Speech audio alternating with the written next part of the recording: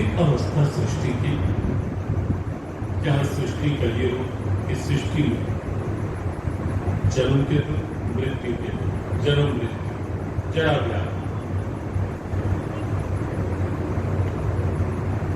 और फिर बुढ़ापे के दुख, बीमारियों के दुख। लेकिन ये सब एक क्रम है। देखो भगवद गीता में और वैसे भी ग्रंथ परंपरा में, संत परंपरा में केवल एक पक्ष कहीं नहीं कहा गया।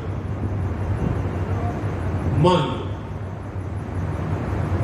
केवल ये कह दिया जाता कि सृष्टि दुख रूप है, तो अधूरापन लगता। सुख कहां है? मान लो ये कह दे कि सृष्टि में जन्म के दुख, मृत्यु के दुख, वृद्धावस्था के दुख, बीमारियों के दुख, निराशा आ जाए। भगवान ने भेजा क्यों सृष्टि? प्रश्न उठने लगेंगे कि सृष्टि को ऐसा बनाया ही क्यों परमात्मा ने? लेकिन गीता निराशा की ओर मोड़ने वाला शास्त्र नहीं, निराशा को भी आशा में बदलने वाला ग्रंथ है गीता। असत्य में से सत्य की अनुभूति करवाने वाला शास्त्र है गीता। इस जन्म मृत्यु में, संसार में से भी अमृतत्व की खोज करवाने वाला शास्त्र है गीता। इस दुखालयम शाश्वतम में से भी अगले श्लोक में यह कहकर मामुपेत्य पुनर्जन्म, मेरी प्राप्ति यदि कर लेगा तो पुनर्जन्म नहीं होगा। इस दुखालय अशाश्वतम संसार में नहीं आना पड़ेगा।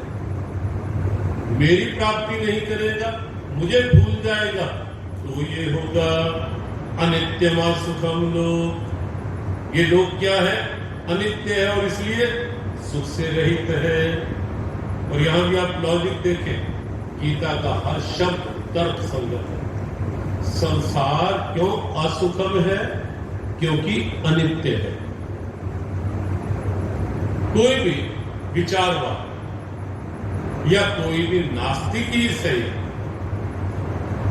गीता को ठीक पढ़ना प्रारंभ कर दे, विश्वास है, केवल आराध्य चरणों की कृपा के बल पर विश्वास है कि नास्तिक भी यदि गीता पढ़नी प्रारंभ कर देगा, नास्तिक रह ही नहीं सकता। प्रश्न ही नहीं।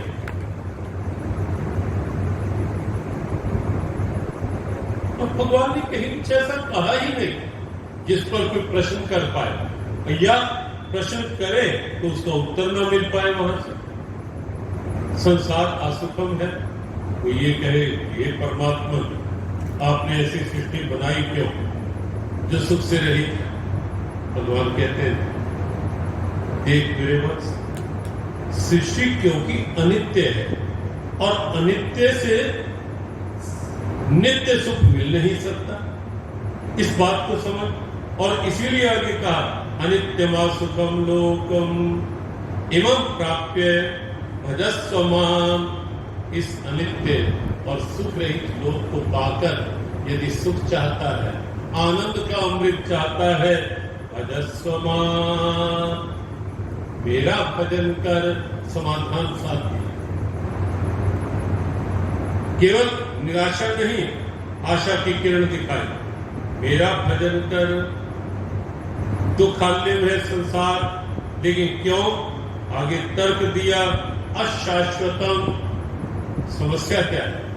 पर ध्यान से समझेंगे तो आपको लगेगा कि भगवद गीता बिल्कुल कठिन नहीं, बिल्कुल जीवन के साथ, जीवन की प्रत्येक परिस्थिति के साथ जुड़ी हुई है गीता की हर बात।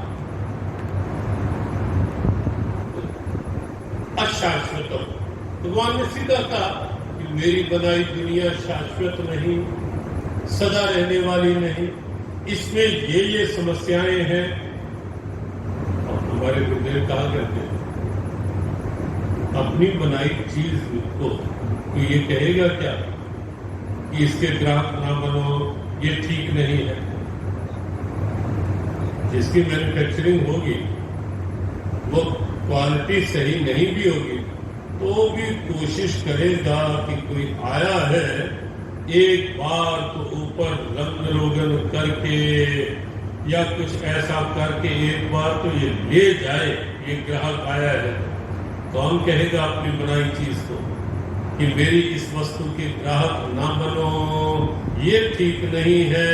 और ये गोविंद है जो अपनी बनाई दुनिया के लिए स्वयं कह रहे हैं कि मेरी इस सृष्टि में रहो, व्यवहार करो, अपनी अपनी प्रारब्ध पूरी करो, लेकिन इस सृष्टि के ग्राहक न बनो, इसमें मन नहीं लगाओ, इसमें आसक्त ना हो जाओ।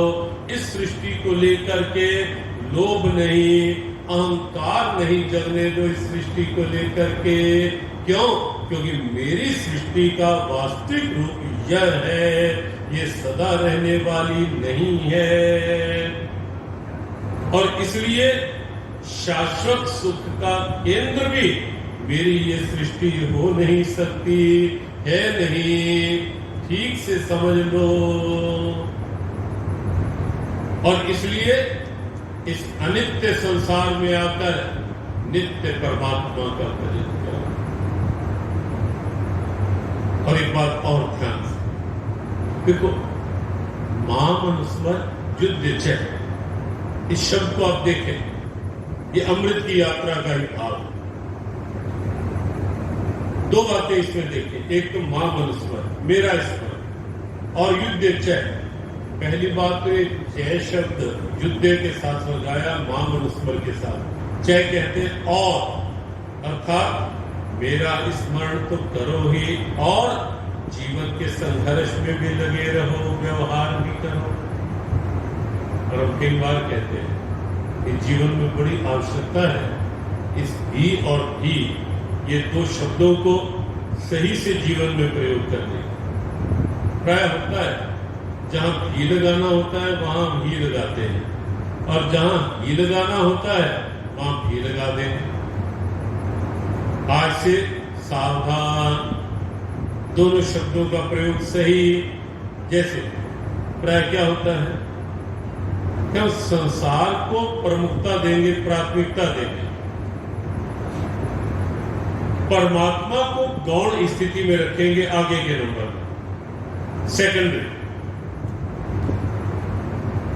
भगवत गीता का ये संदेश है कि परमात्मा को फर्स्ट फोरमोस्ट ड्यूटी समझो, प्राथमिकता में रखो, संसार को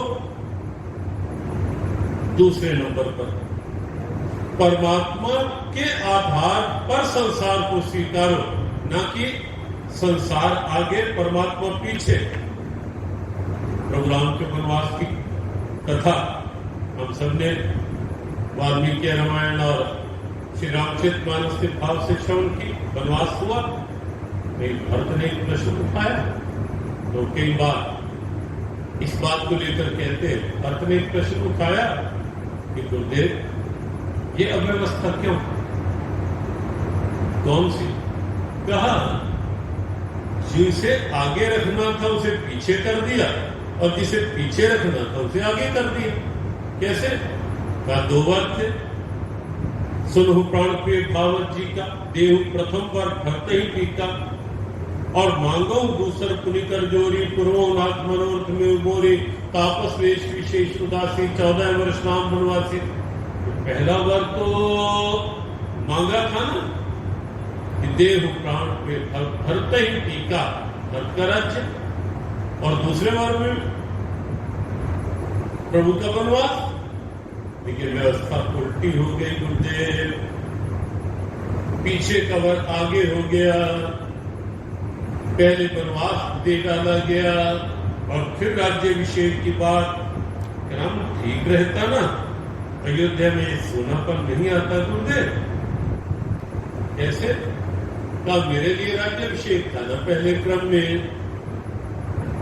आप यदि ऐसा कर देते, पहले ननिहाल से मुझे बुला लेते और निश्चित इस बात पर दृढ़ हो जाते कि पहला वर्ग पहले स्थान पर, दूसरा दूसरे स्थान पर, और पहले वर्ग के अनुसार मुझे बुलाते, राज्याभिषेक होता, फिर मैं देखता गुरुदेव कि मेरे हो आ जाने पर मेरे राघव को कौन अयोध्या से वन में भेजता। मैं राजा बन जाता, सुना था हमने, राजा बन जाता और राजा बनकर मैं सीधा निर्देश दे देता, राजा दे सकता।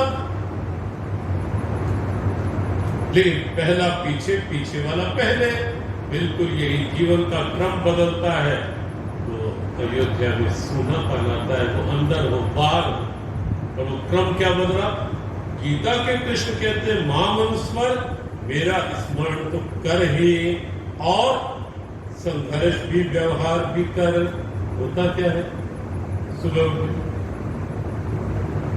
चाहिए तो सुबह उठते चाहिए ही,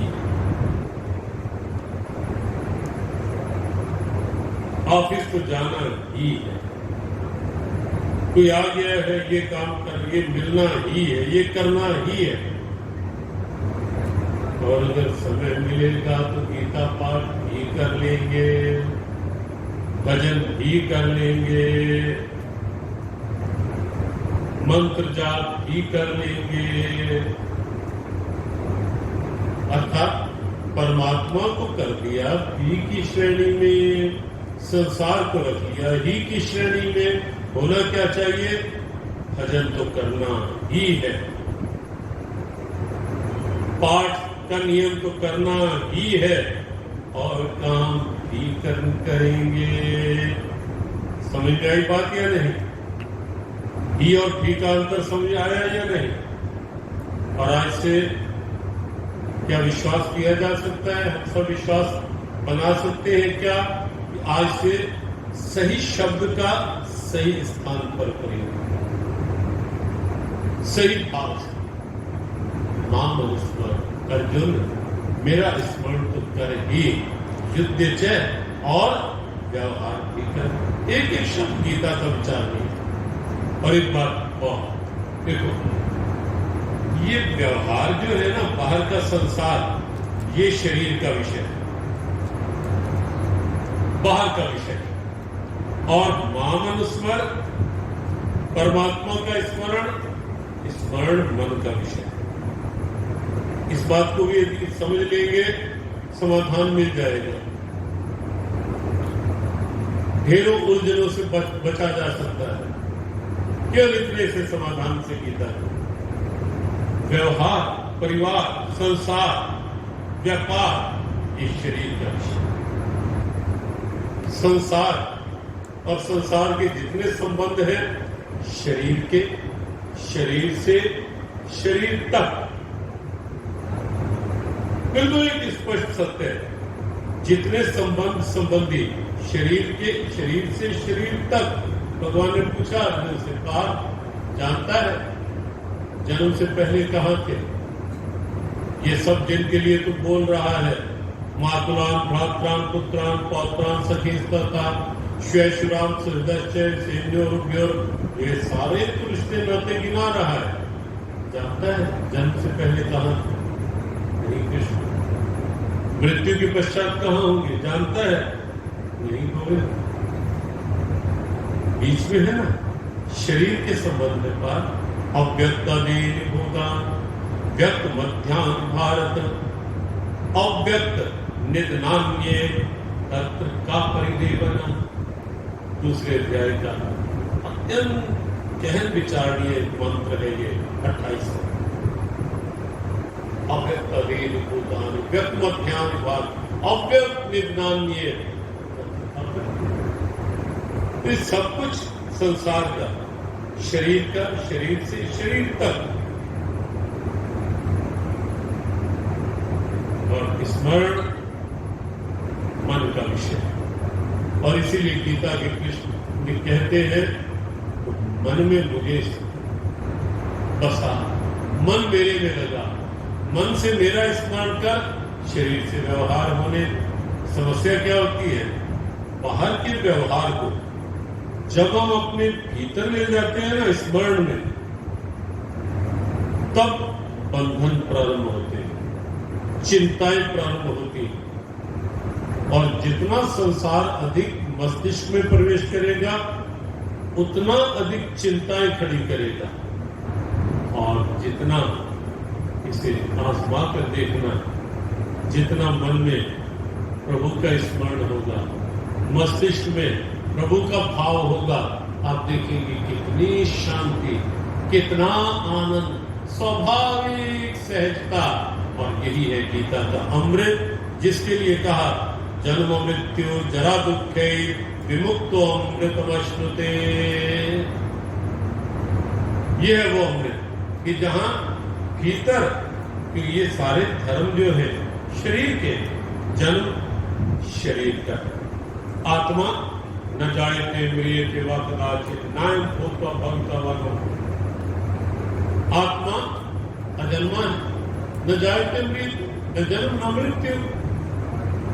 जन्म शरीर का, मृत्यु शरीर की, बुढ़ापा शरीर का, शरीर के साथ, व्याधियां शरीर की। एक एक शब्द आप गीता जी का देखें, ये सब कुछ शरीर से संबंधित है। और इस शरीर में रह करके, इसीलिए मानस के अधिकार कहते हैं, देह धरे कर फल ए भाई, भजिए राम सब काम विहाई। इस मनुष्य देह का सबसे उत्तम जो फल है वो है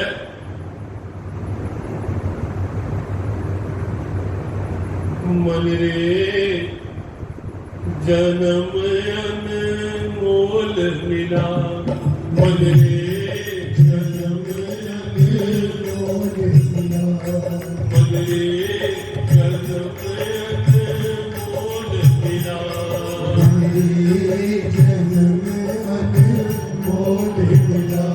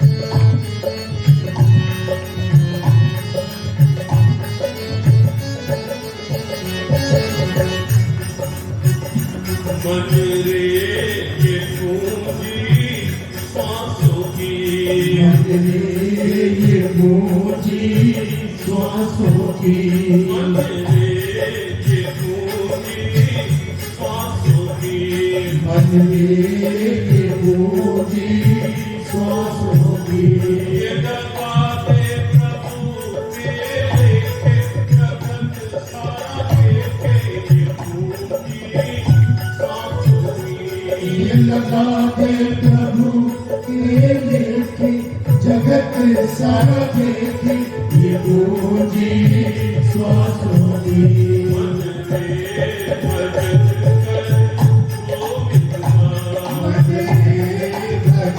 कर गोविंद का मन में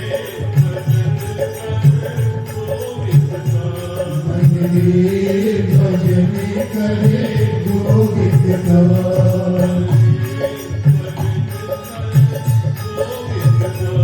मन में भजन करे गोविंद का भजन करे गोविंद का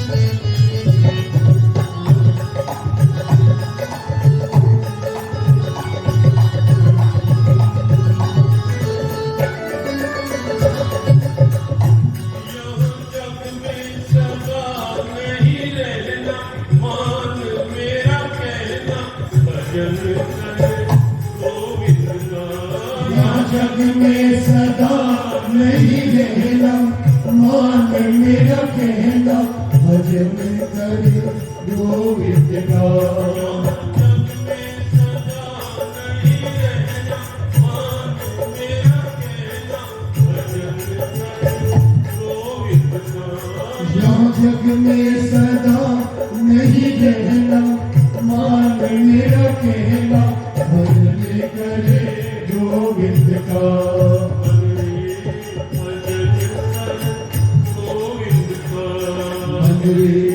भजन करे गोविंद का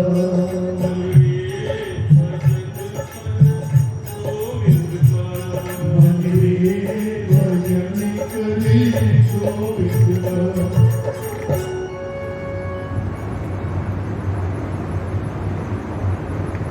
दो स्थिति शरीर संसार का मन परमात्मा का अंश परमात्मा के भाव में या एक सूत्र और ले सकते हैं बाहर के संसार को भीतर मन में न ले आए और भीतर परमात्मा निवास करते हैं बार बार भीतर में सर्वस्व चाह विधि सत्य विष्णु ऐसे कई से उस परमात्मा का स्मरण बाहर ना बात बन जाए या इसे ऐसे भी समझ सकते हैं संसार के व्यवहार में परमात्मा का स्मरण बनाए रखें लेकिन जब परमात्मा के भजन में बैठे तो संसार को बीच में ना जैसे भी समझ लेकिन व्यवहार में समझ प्राय होता क्या है कि भजन करते समय तो संसार बीच में आ जाता है लेकिन संसार का व्यवहार करते हुए भगवान को हम भूल जाते हैं ये भूल होती है या नहीं होती भूल कहाँ है सुधार कैसे है गीता के इन सूत्रों से हम व्यवहार की बात समझ ले सीख होना चाहिए कि व्यवहार काल में भी परमात्मा का स्मरण भीतर बना रहे और भजन काल में संसार का चिंतन स्मरण ना रहे होता उल्टा है जिस भूल का आज से हम सबको परिमार्जन करना है भगवान ऐसी शक्ति दे भक्ति दे प्रभु से प्रार्थना कि व्यवहार काल में उनका स्मरण न छूटे लेकिन जब उनके चरणों में बैठे उनके भजन में बैठे तब बीच में संसार ना आए, तब उन्हीं के भाव अमृत की स्थिति। भगवत गीता ने केवल समस्या की स्थिति नहीं बताई और केवल कारण भी नहीं बताया, निवारण साथ साथ बताया है। एक स्थिति जहां संसार को देखने की बात कही गई, जन्म मृत्यु जरा व्याधि दुख दोषान दर्शनम, बारीकी से देख पाए, और दूसरी ओर समाधान भी बताया। एक बार 7वें अध्याय के अंतिम से पूर्व के श्लोक में जरा मरण मोक्षाय माम आश्रित यतन्ति, ये 7वें अध्याय के अंतिम से पूर्व के श्लोक में कि मेरी शरण में आने पर ये जो दुख है जीव इनसे अलग उस अमृत तत्व की प्राप्ति कर लेता है। और गुणातीत के प्रसंग में भी भगवान ने सीधी बात अमृत शब्द को ही लेकर कही, जन्म मृत्यु जरा दुख विमुक्तो अमृतवश्नुते, इन सब से। लेकिन कब? नान्यम गुणेभ्यः कर्तारम् यथा दृष्टानुपश्यति, जब जीव इन 3 गुणों से अतीत होकर के परमात्मा की अव्यभिचारी भक्ति में लग जाता है। भगवत गीता में अमृत का भाव यज्ञ के भाव के साथ भी, जो आज पूज्य श्रीमान महंत अद्वैतानंद महाराज ने जो यज्ञ की बात प्रारंभ की, थोड़ा सा उसको लेते हुए 1-2 सूत्र और यज्ञ के अमृत के भाव के हम लेंगे। 4th अध्याय में अनेक प्रकार के यज्ञ गीता जी में बताया था, अनेक प्रकार के यज्ञ, और उसमें सार बताया गया। 4थे अध्याय के 31वें श्लोक, यज्ञ शिष्टामृत भुजो यान्ति ब्रह्म सनातनम नायं लोकस्ते यज्ञस्य कुतोन्यः कुल सत्तम। यज्ञ से शेष बचा हुआ जो अमृत प्राप्त कर लेते हैं। अब भगवत गीता का यज्ञ, तो यज्ञ का एक रूप हम सब जानते हैं, हवन के रूप में होता है, और भगवत गीता ने उसमें भी भगवत भाव जोड़ने की बात कही। 2 अद्भुत श्लोक यज्ञ भाव को एक ब्रह्म भाव से भगवत भाव से जोड़ने के, एक जो हम प्राय भोजन से पूर्व मंत्र के रूप में लेते हैं, ब्रह्मार्पणम ब्रह्म हविः ब्रह्माग्नो ब्रह्मणाहुतम ब्रह्मैव तेन गन्तव्यम ब्रह्म कर्म समाधिनः। और एक 9वें अध्याय में 16वें श्लोक, अहम क्रतोरहम यज्ञः सदा अहम औषधम मंत्रोऽहम एवाज्यम अहम अग्निरहम होतम। अर्जुन, मेरा ही रूप है, ये अग्नि मेरा रूप है सदा। तो पूरी क्रिया में हवन की तो मेरा ही काल साथ बना के रखे। और ये इसलिए कि हवन भी करे तो श्रद्धा भाव से करे, तब वो यज्ञ का रूप लेगा। औपचारिकता में नहीं, हवन कर रहे हैं, हवन यज्ञ बन जाए जब ब्राह्मी भाव साथ जोड़ देगा। औपचारिकता बना ली, सकाम भाव से यज्ञ सकामता की प्राप्ति करवाएंगे। उसकी भी चर्चा भगवत गीता में है कि जो सकाम भाव का यज्ञ करते, चर्चा है, करें, बुराई नहीं, लेकिन अंतवत तो परम तेषाम तद्भवत्यलमेत्साम, भी नाशवान ही मिलेगा। गीता जी हर बात गीता जी ने स्पष्ट की है। और इसे, और अगर केवल कोरेपन में औपचारिकता में कर रहे हैं, कोई अंदर श्रद्धा नहीं, भाव नहीं, बस किए जा रहे हैं, गुरु जी ने कह दिया यज्ञ करना है, चलो बैठ ही जाते हैं, भाव है नहीं अंदर, बस जब स्वाहा बोल दिया तो स्वाहा कर दिया। और स्वाहा के भी केवल 2 अर्थ होते हैं। स्वाहा वैसे देवताओं को जागृत करने के लिए, देवताओं का भविष्य उन तक पहुंचे देवताओं के भाव से, लेकिन एक स्वाहाकार ऐसे बोलते हैं तो सब कुछ स्वाहा कर दिया। कई बार ऐसा भी होता है, लेकिन हमें वो नहीं करना कि बस ठीक है, अब गुरु जी बैठे हैं यज्ञ में तो हम भी बैठ ही जाते हैं, और गुरु जी ने कहा है तो हम भी कर ही लेते हैं। और बड़ी मुश्किल से समय पूरा किया। गीता के गोविंद कहते हैं अश्रद्धाहुतं दत्तम तपस्तप्तम कृतम च यत् असदित्युच्यते पार्थ न च तत्प्रेत्य लोक। दो शब्द, एक है समय का लाभ और एक है जीवन का लाभ। आध्यात्मिक क्रियाएं एक स्वरूप है कि केवल जितनी देर कर रहे हैं उतना समय का लाभ हो गया, समय अच्छा निकल गया। अब जैसे यहाँ बैठे, ना बैठे होते कहीं और होते, ना जाने किन बातों में लगे होते या मन किन चिंताओं में भ्रमा होता। यहाँ बैठ के तो समय अच्छा है, लेकिन मन पूरा भाव है, एकाग्रता है, प्रत्येक सूत्र को समझने की जिज्ञासा है। भगवत गीता क्या है, प्रेरणा क्या है गीता की, इस भाव के साथ श्रवण कर रहे हैं, तो वह समय जो है वह जीवन को सार्थक करने का लाभ वह आधार बन जाए। सत्संग, दो स्थितियां, एक तो समय अच्छा निकल गया सत्संग में बैठे, समय सार्थक होना अलग विषय है, लेकिन जीवन सार्थक होना बिल्कुल अलग विषय है या नहीं? सजग हो गए, समझे और देखे, बताए है या नहीं अंतर? समय की सार्थकता हम चाहते हैं या जीवन की सार्थकता चाहते हैं?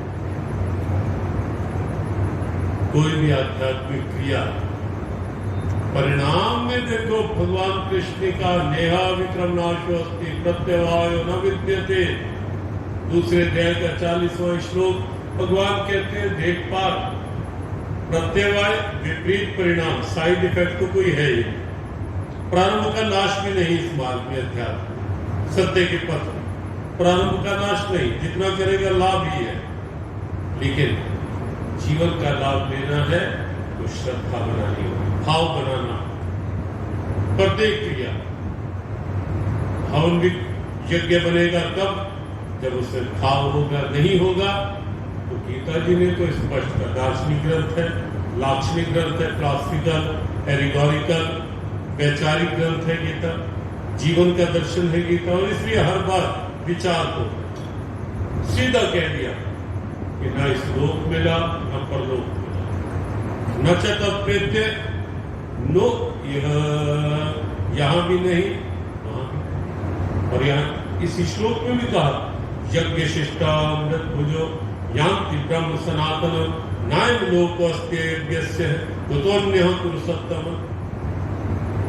अगर जीवन में यज्ञ नहीं है पार, या जीवन यज्ञ में नहीं है पार, तो उसका तो ये लोक भी नहीं बन पाएगा, और लोक की तो बात ही नहीं। नायम लोकोस्ति यज्ञस्य कुतोन्य पुरुषोत्तम।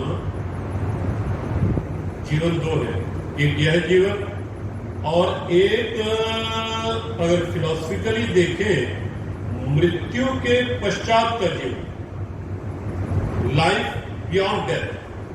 अपने यहां भारतीय सनातन परंपराओं में मृत्यु को जीवन का लक्ष्य भी नहीं माना गया और जीवन का अंत भी नहीं माना गया। और विचार से समझने की बात, मृत्यु जीवन का अंत नहीं, शरीर का अंत है मृत्यु, जीवन का अंत नहीं। जीवन तो जब ये ममैवांशो जीवनों के ये परमात्मा का अंश जीव, जब ये परमात्मा में एक रूप हो जाएगा, हो जाता है, तब जीवन ही अमृत में बन जाता है, जीवन ही अमृत स्वरूप बन जाता है। और अमृत से पुत्र, अमृत की संतान अमृत में हो जाता है। मृत्यु शरीर का अंत करती है, जीवन का नहीं।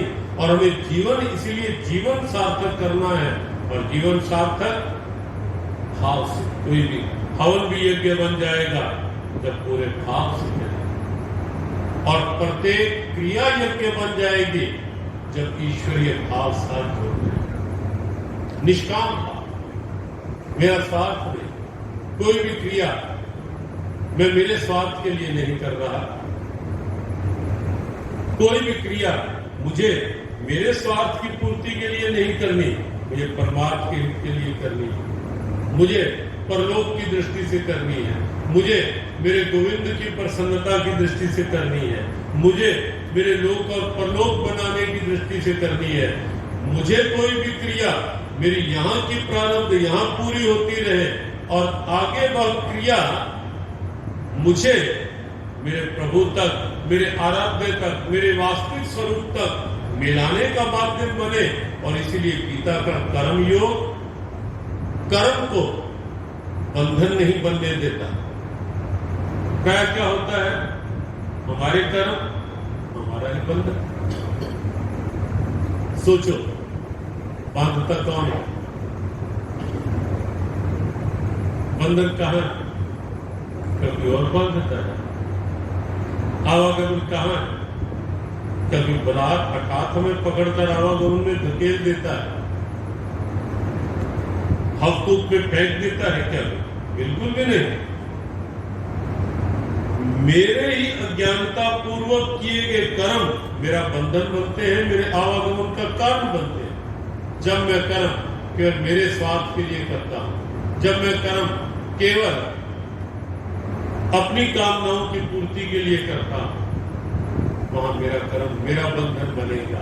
जब मैं कर्म अहंकार पूर्वक करूंगा, मेरा कर्म मेरा बंधन बनेगा। जब मेरे कर्म के पीछे कोई वृत्ति होगी, काम, क्रोध, लोभ, मोह, अहंकार, ये बंधन का कारण वृत्तियां हैं, क्रिया नहीं, पदार्थ नहीं। न क्रिया बंधन का हेतु है, न कोई पदार्थ बंधन का हेतु है। वृत्तियों के कारण से जब आसक्ति पूर्वक उपयोग करेंगे तो कोई भी वस्तु बंधन का कारण बनेगी।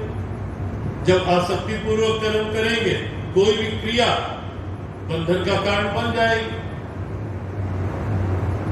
और इसीलिए गीता का कर्म योग हर कर्म को यज्ञ बनाने की प्रेरणा देता है।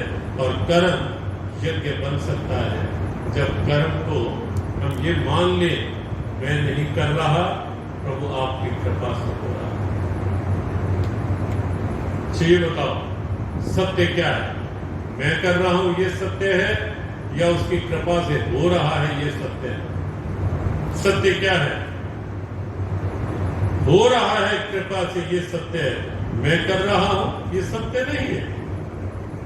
इस सृष्टि में ये प्रकृति चल अपना कार्य कर रही है। वायु, देवता, सूर्य, प्रकाश, चंद्र की ज्योत्सना, क्या मेरी भूमिका है कोई इसमें? दूर न जाए, अपने शरीर को देखें, अंदर का पूरा सिस्टम चल रहा है, हमारी भूमिका है कोई उसमें? कौन चला रहा है? हमारे सो जाने पर भी कौन जागकर अंदर की सारी व्यवस्था चला रहा होता है? बस ये मानना है, करता वो है, करने वाला वो है, मैं नहीं। ईगो हट जाएगी और जहां अहम हटा, कर्म यज्ञ बनने की शुरुआत। सर्वारंभ परित्यागी, गीता जी में 2 बार शब्द आया। भक्त के लक्षण, गुणातीत के लक्षण, दोनों में सर्वारंभ परित्याग, आरंभ का त्याग। इसका अर्थ ये नहीं कर्म के आरंभ का त्याग नहीं, कर्म जिसमें अहम के भाव से करता हूं, उस आरंभ को, उस भाव का त्याग। अब मुझे कर्म अहम भाव में भर कर नहीं करने, अब ये सोच कर करने हैं कि मैं नहीं कर रहा, आपकी कृपा कर रहा है। और उपयोग सृष्टि का ये मानकर नहीं करना, मेरा है उपयोग कर रहा हूं, ये मानकर करना है प्रभु आपका दिया हुआ है, बस उपयोग कर, आपका प्रसाद उपयोग कर रहा हूं, बस लाया नहीं था, ले जाऊंगा नहीं। सत्य है या नहीं? लाया नहीं था, ले जाऊंगा नहीं, यही मिला है, यही के लिए मिला है, बस जिससे मिला है ये मानकर मैं नहीं, मेरा नहीं यह तन किसी का है दिया,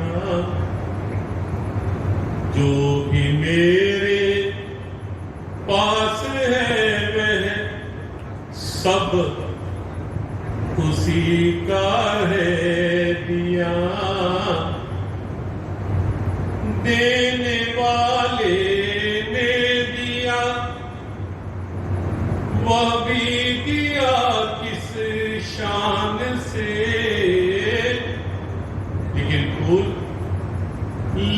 कहने वाला मेरा है सब, कह उठा अभिमान से। समझने की बात क्या? मैं मेरा यह कहने वाला मन उसी का है दिया, जो भी मेरे पास है वह धन उसी का है दिया। और करें क्या? तीनों योग, जग की सेवा कर्मयोग, खोजे अपनी ज्ञान योग, प्रीति प्रभु से कीजिए भक्ति योग। जग की सेवा खोजे अपनी प्रीत प्रभु से कीजिए, जिंदगी का राज है यह जान कर जी लीजिए, साधना के मार्ग में साधन उसी का है दिया, जो भी मेरे पास है वह धन उसी का है दिया। मैं नहीं, मेरा नहीं यह तन उसी का है दिया। कर्म, जब कर्म पूजा भी बन सकता है, कर्म यज्ञ भी बन सकता है, कर्म सेवा भी बन सकता है, कर्म धर्म भी बन सकता है, और कर्म हार नहीं श्रृंगार भी बन सकता है। कर्म जन्म मृत्यु का साधन नहीं, कर्म अमृत का आधार भी बन सकता है। यज्ञ शिष्टाचार कर्म सेवा। बहुत वर्ष पहले एक घटना प्रसंग पढ़ने में आया।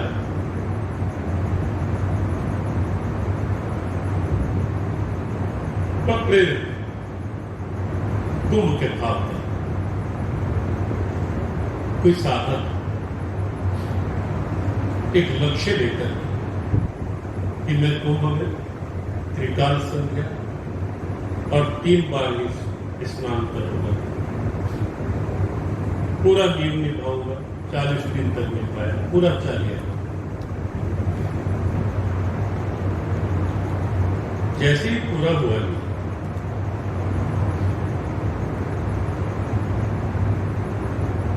एक अहम जाग गया मन में।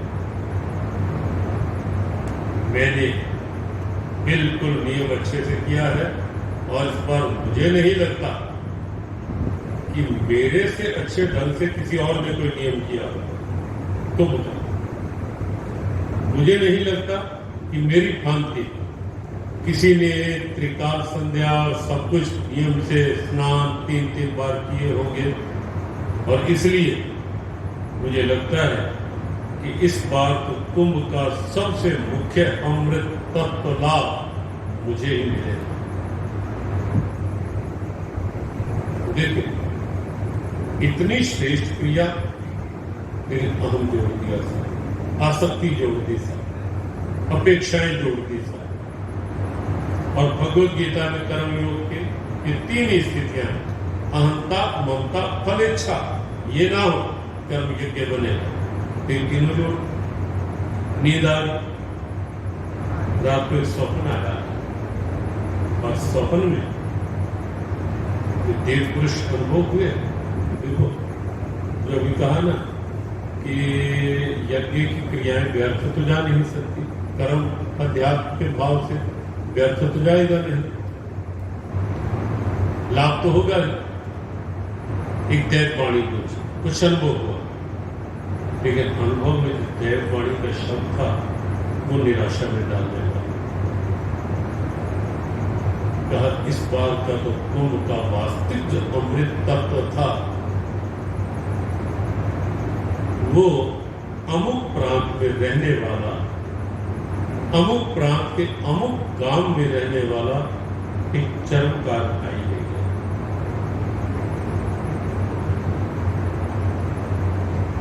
चौका वो साधक हड़बड़ा कर उठा, निश्चित कर लिया मैं ढूंढूंगा। उसने मेरे से बढ़कर क्या अनुष्ठान किया, अभी भी वो भाव साथ, मेरे से बढ़कर और कैसा अनुष्ठान किया होगा उसने, मैं देख कर आऊंगा। ढूंढते ढूंढते पहुंच गया, और जब पहुंचा पता किया अमुक नाम का कोई चरमकार बंधु पता चल गया है, मिला, उससे पूछा और प्रेरणा मिली इस घटना से।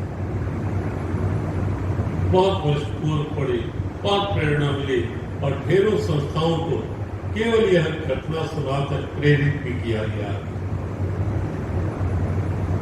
कर्म को सेवा कर उठते नहीं।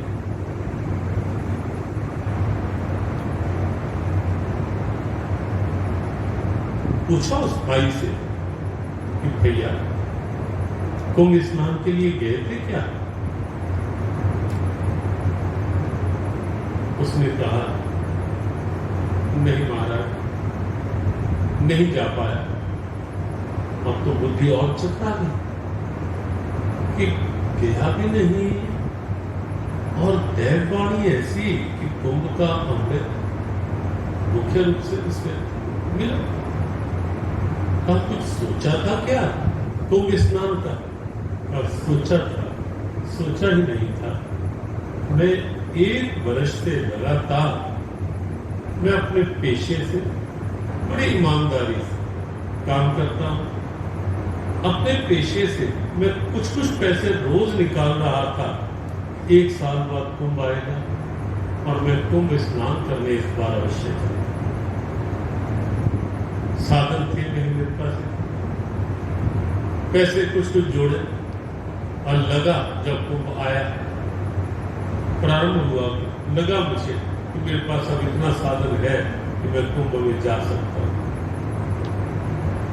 अगले दिन मुझे जाना था, लेकिन रात्रि में अचानक मेरे पड़ोस से रोने चिल्लाने की आवाज आई। मैं उठा, गया, देखा बच्चे बुरी तरह रुदन कर रहे हैं, रुदन ही नहीं क्रंदन सा था। मैंने पूछा कि कारण क्या? बच्चों की मां ने कहा कि उनके पिता काफी समय से अस्वस्थ पड़े, घर में कुछ खाने को है नहीं। 2-3 दिन पहले कहीं निकली थी और फिर अर्थी जा रही थी, उस पर बाहर के फेंके हुए कुछ पत्ते सब्जी वो मिली, उठा लाए, खिलाया। लेकिन कल से घर में फिर कुछ नहीं और बच्चे भूख के कारण बिलबिला रहे हैं। मेरे पास कोई साधन नहीं, करूं तो क्या?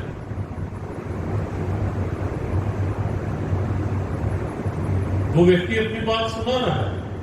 उसने कहा महाराज, मैं कुछ देर के लिए सोचने लगा, सोचता और सोचते सोचते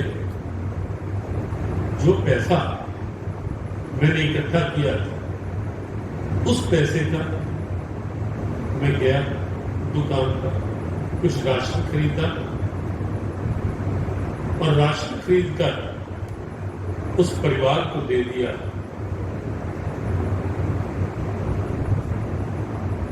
और परिवार को देने के बाद मैंने यहीं से गंगा मैया को प्रणाम किया और निवेदन किया कि हे मां,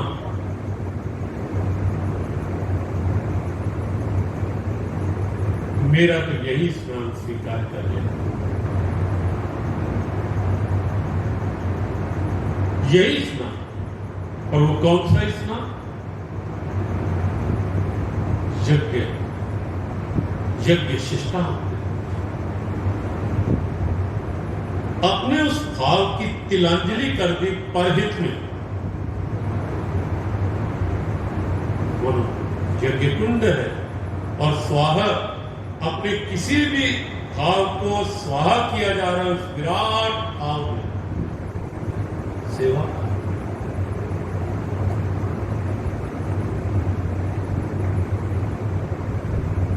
भैया मेरा तो यही से और यही स्नान स्वीकार कर लेना। मैंने स्नान नहीं किया, लेकिन बस मेरा ये भाव, उस साधक ने प्रणाम किया, कहा भाई मान गया मैं कि सच्चा स्नान तो तूने किया।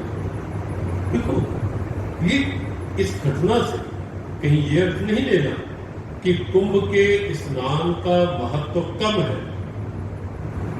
कहीं कोई ये अर्थ ना ले। कुंभ के स्नान का निश्चित महत्व है, क्योंकि अपने यहाँ तो पूरा सिस्टम जो चलता है, वरना ये शादियां, जो लग्न, नक्षत्र, ग्रह, योग, ये सारे होते हैं, वही देखकर ही तो होते हैं। वही पंचांग जब एक अमृत योग बनाता है, वो कुंभ स्नान का योग होता है, और अपने यहाँ उसका वैज्ञानिक महत्व है, वैचारिक महत्व है। और पूज्यपाद कालश्री महाराज श्री एक दिन पतंजलि योग की थे, और वहां बच्चों को समझाया जा रहा था, और वहां आर्यभट्ट को लेकर जो उन्होंने प्रसंग सुनाया कि किस नक्षत्र, किस योग में क्या स्थिति होती है और क्या उसका प्रभाव होता है, समय नहीं और प्रसंग विस्तार में जाने का नहीं है, लेकिन अद्भुत था, अद्भुत था। कुंभ के स्नान का महत्व कम नहीं, अमृत योग का महत्व निश्चित है, कारण ही नहीं उसके प्रति कोई उपेक्षा भाव या उससे इनकार करने का तो प्रश्न ही नहीं उठता।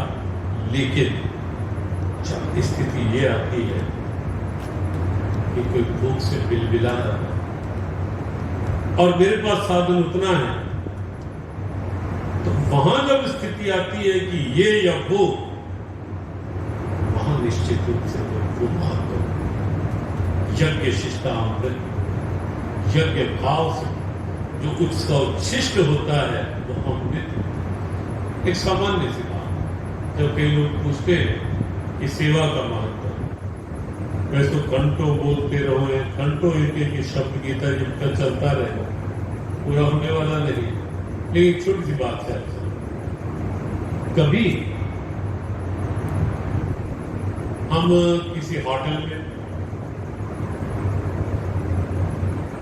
बैठ कर जो हमें बहुत स्वादिष्ट लगता हो, जीवा के स्वाद के लिए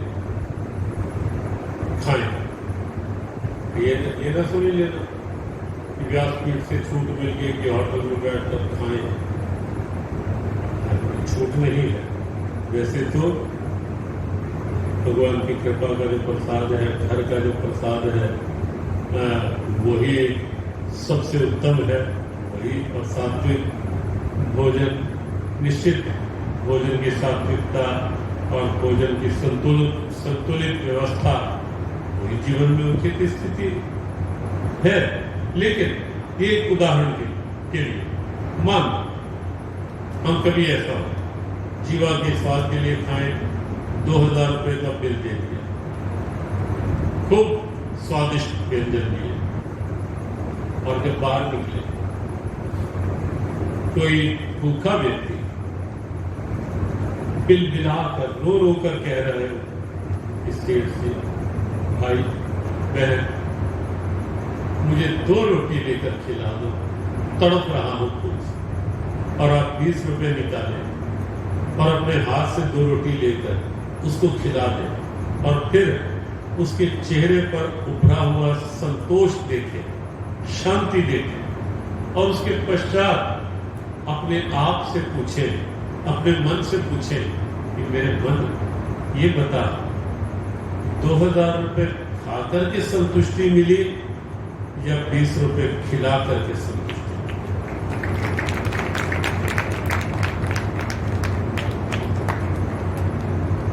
सेवा का महत्व तो समझ आ रहा है। और ये जो भाव है यज्ञ शिष्टामृत भुजो, समझ में आ रहा है।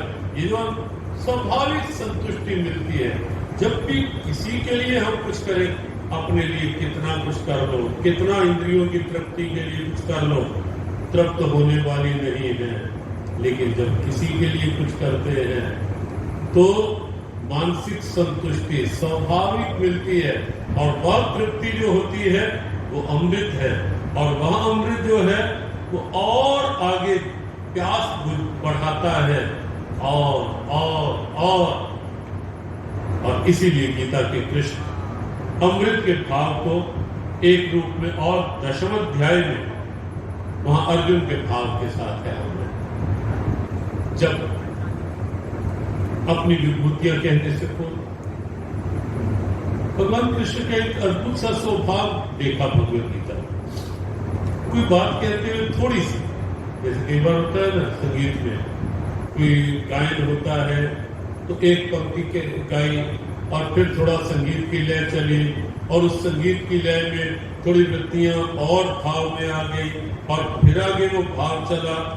ऐसे भगवान कृष्ण का एक स्वभाव है गीता में, जहां की जिज्ञासा विशेष प्रकट करनी होती है ना जीव की, साधक की, वहां कोई थोड़ी सी बात कह देते हैं और फिर जब और जिज्ञासा जगती है फिर आगे विस्तार करते हैं। 10वें अध्याय में विभूतियां हैं। प्रारंभिक श्लोकों में ये संकेत कर दिया गया, भूये महाभाव शुणु में परमं वचा यत्यहं प्रियमाणाय वक्ष्यामि हित काम्या नामे विदुष सुरगणा। स्पष्ट कर दिया अर्जुन मुझे तुझसे प्यार है, इसलिए मैं फिर से तेरे लिए हित कर वचन कह रहा हूं। ये वचन ऐसे कि जिसे ना देवता जानते हैं ना महर्षि। कुछ संकेत भी किए, बुद्धि ज्ञान सम्मोह क्षमा सत्यम दमा क्षमा सुखम दुखम भाव भाव भयम चाभ्यमेव चा। संकेत किया हिंसा समता तुष्टि तपोदान येषु भवन्ति भाव भूतानां मत एव पृथक विधा। संकेत किए कुछ संक्षेप में भूल गए।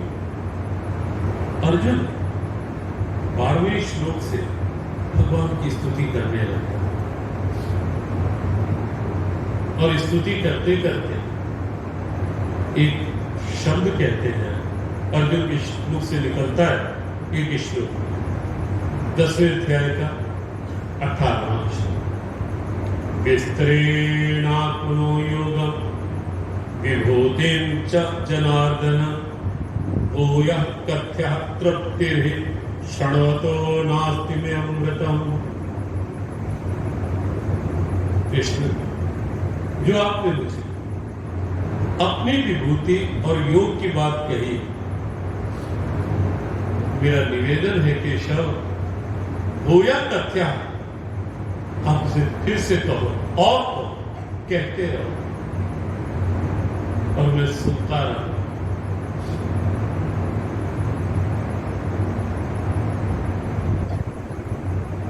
क्यों?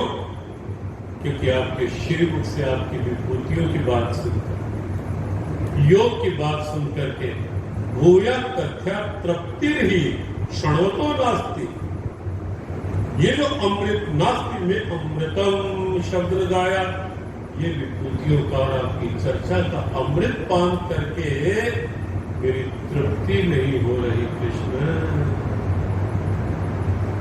ये दिव्यता है, बड़ा लौकिक भाव। देखो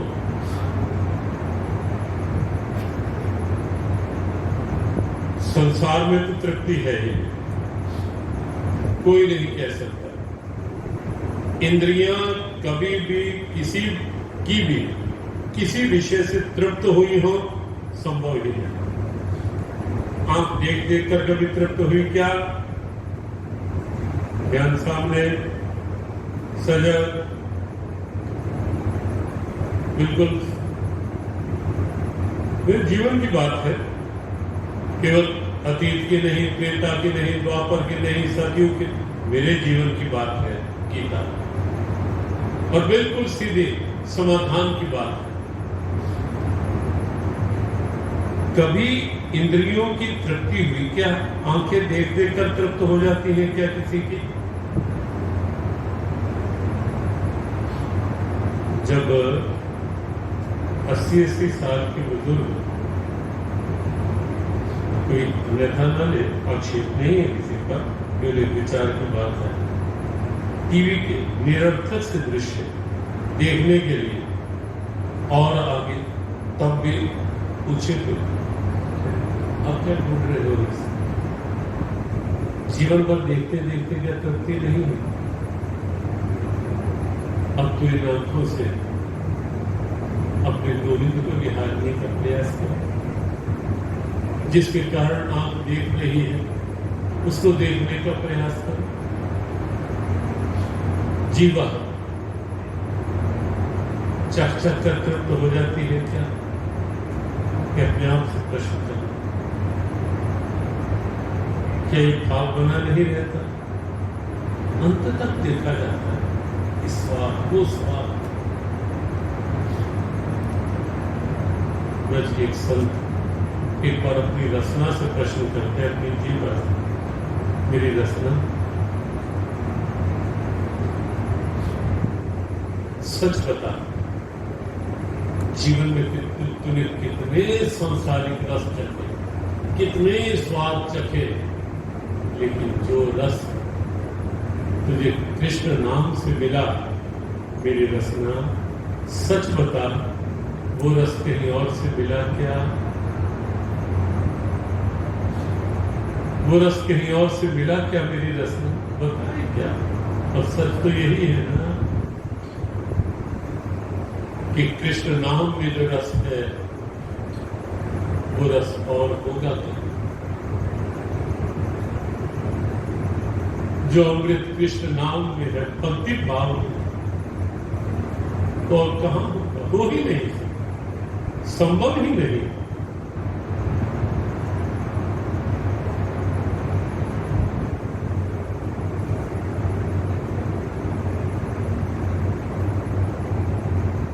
जीवा कितने स्वाद चखती है, तृप्ति नहीं मिलती, नहीं जीवन निकल जाता है।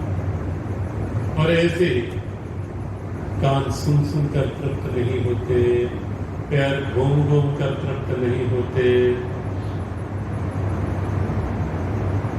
जब घुटने काम नहीं कर रहे होते तब एक परेशानी तो होती है, लेकिन ज्यादा परेशानी लोगों को ये होती है कि कहां कहां घूम आते थे,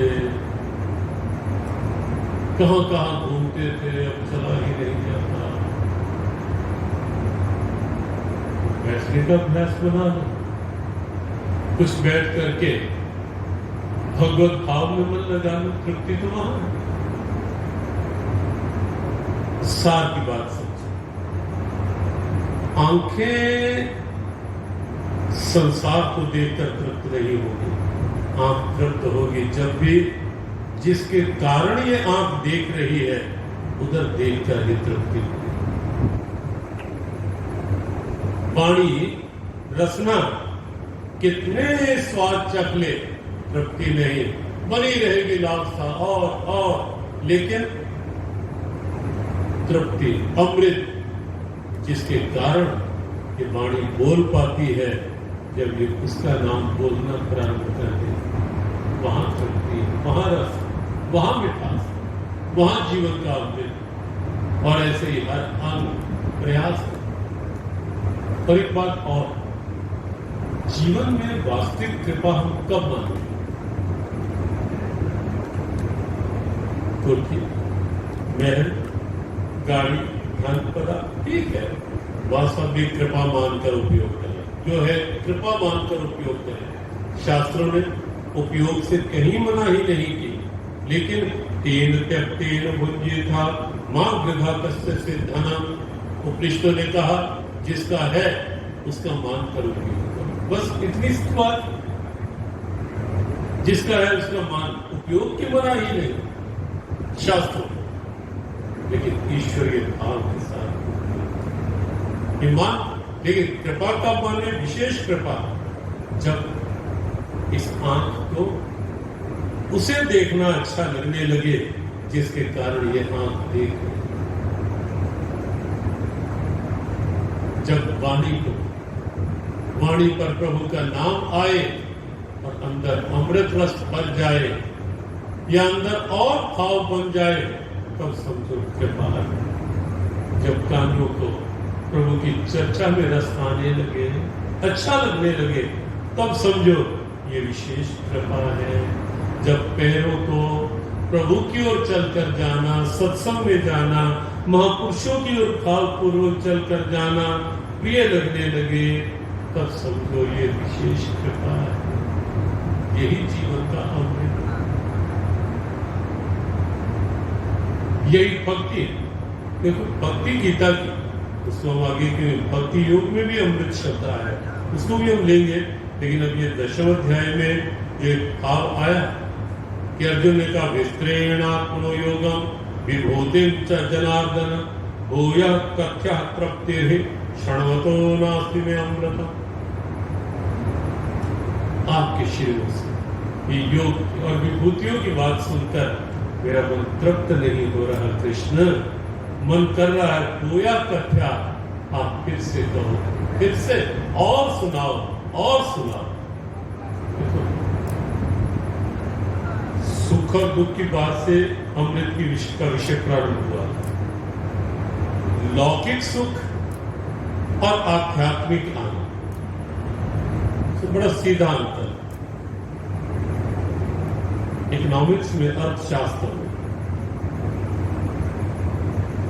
एक सिद्धांत, एक चैप्टर है लॉ ऑफ डिमिनिशिंग यूटिलिटी, घटते हुए तुष्टिगुण का।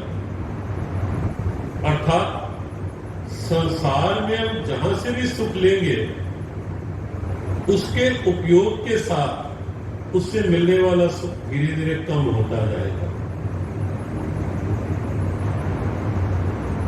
व्यवहार की बात,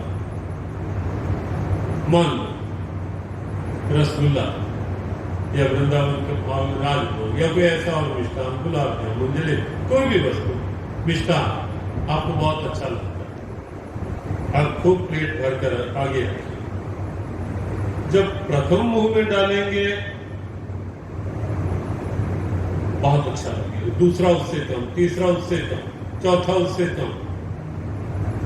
ये नहीं पता किस किस की कितनी कैपेसिटी है, इसलिए हम ये किस किस की कितनी खाने की कैपेसिटी है, गुलाब जामुन या रसगुल्ला।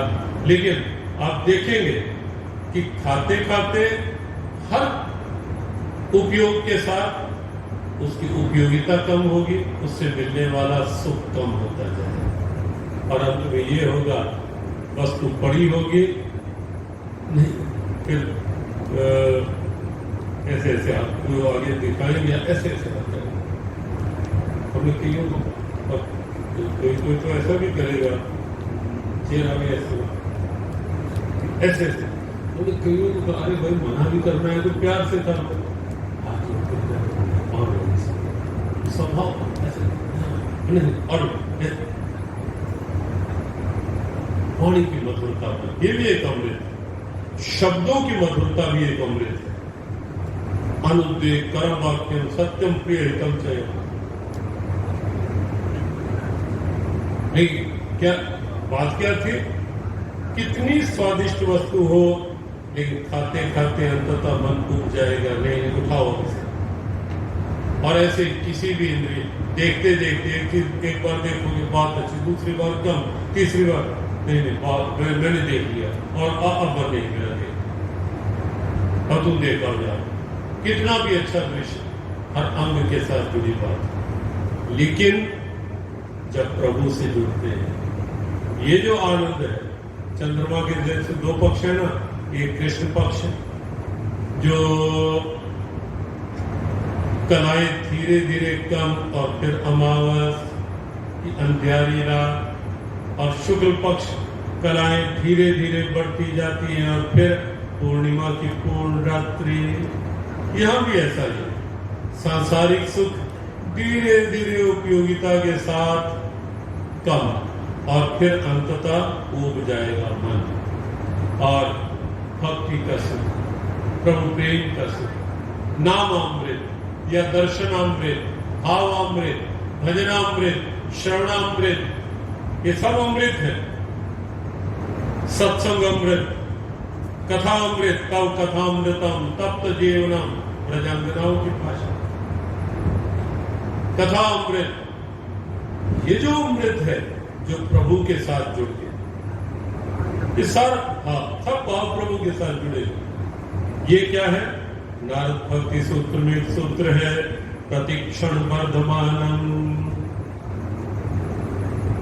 प्रतिक्षण वर्ध, ये जितना उपयोग करेंगे और आनंद और आनंद और आनंद और आनंद, और फिर पूर्ण परमानंद, पूर्णिमा का चांद, आनंद प्रतिक्षण वर्धमान। दिने, क्यों? परमात्मा का स्वरूप क्या है? दिने दिने नवम नवम, नित्य नवीन और नित्य वर्धमानम। भगवान का नाम जाप करते करते अगर वास्तव में वृत्ति लग रही है, जिन्हें केवल औपचारिकता करनी है वो तो कर सकते हैं, बस कर लिया मैंने जितना करना। एक बार एक वकील महोदय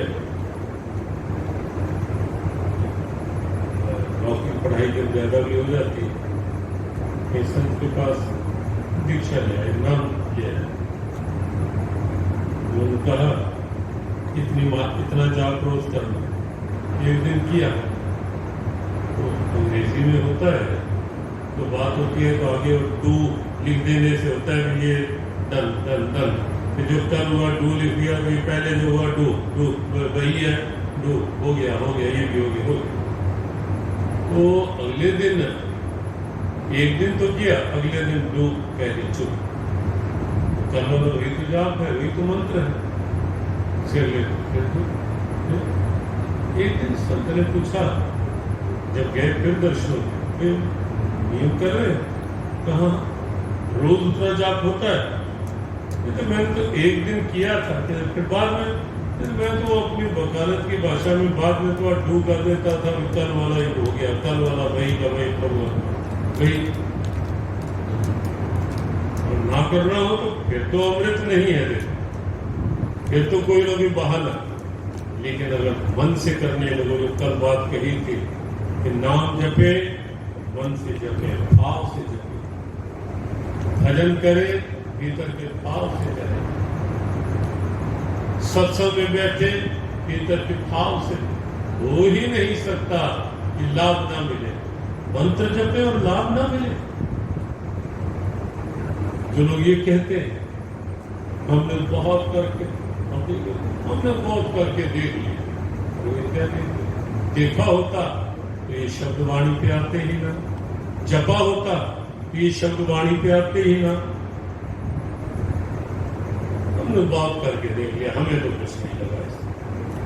हमने बहुत पाठ भी करके देख लिया, हमें तो कुछ नहीं।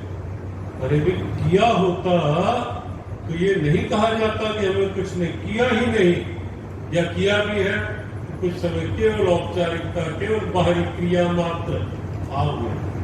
भाव से मंत्र जपे और उसके अमृत तत्व न मिले, वो ही नहीं सकता। भाव से सत्संग सुने, लाभ न मिले, वो ही नहीं सकता। भाव, और जब भाव से करेंगे तो लगेगा और चलेगा। एक दिन ध्यान में थोड़ी देर बैठेंगे, यदि पूरा भाव है, वृत्ति थोड़ी देर लगी, अगले दिन लगेगा और करें। क्यों? आनंद सागर है, अथाह सागर है, आनंद का, ज्ञान का, अमृत का, भाव का ये। और इसीलिए जिज्ञासा बनी और बढ़ती रहती है और बढ़ती रहती है इस भाव में जब हम जुड़ते हैं। और भगवत गीता इसीलिए तत्व की प्रेरणा का ग्रंथ है। तत्व की प्रेरणा। विस्तृणात्मनो योगम विभूतिम च जनार्दन भूयः कथ्या तृप्तिर्हि क्षणोतो नास्ति वे अमृतम। अर्जुन कहते हैं कृष्ण आपकी श्रीमुख से ये विभूतियां सुनकर, योग की चर्चा सुनकर तृप्ति नहीं हो रही। ऐसा लगता है कि जैसे अमृत आपकी श्रीवाणी से झर रहा है और मन कर रहा है कि अमृत में और पान करता रहो और पान करता रहो।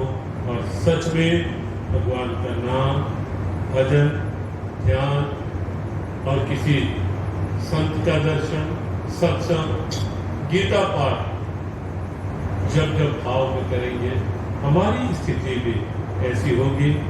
बहुत सी घटनाएं शास्त्रों में आती है महापुरुषों के जीवन की, जिन्होंने सत्संग श्रवण प्रारंभ किया। ऐसा मन में एक बार सुना, ऐसी जिज्ञासा जगी कि लगा कि बस सुनते ही जाए, सुनते ही जाए, सुनते ही जाए। क्यों? क्योंकि वृत्ति लगते भाव। समाज भाषा में बड़े संक्षेप में, बड़ी लंबी, एक संत सूफी फकीर में जलालुद्दीन, सत्य घटना है। कहीं निकल रहे तो राम कथा चल रही थी, बैठ गए, सुना, ध्यान से सुना, भाव से सुना, मन लगा। अगले दिन फिर मन किया, फिर बैठ गए। 4 दिन रोज आते रहे।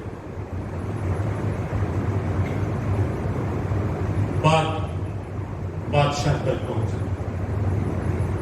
शासन का स्वरूप अलग था कि जलालुद्दीन हिंदुओं के खुदा की कथा सुनने जाता है, कि जहां कट्टरता भी होती है ना,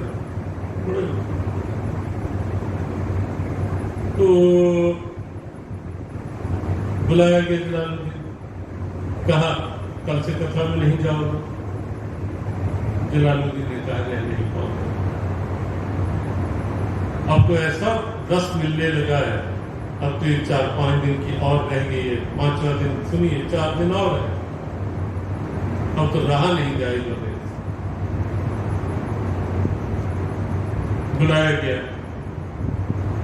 कथा कह रहे हैं, शासन का प्रभाव था, आदेश दे दिया गया कथा नहीं करने का।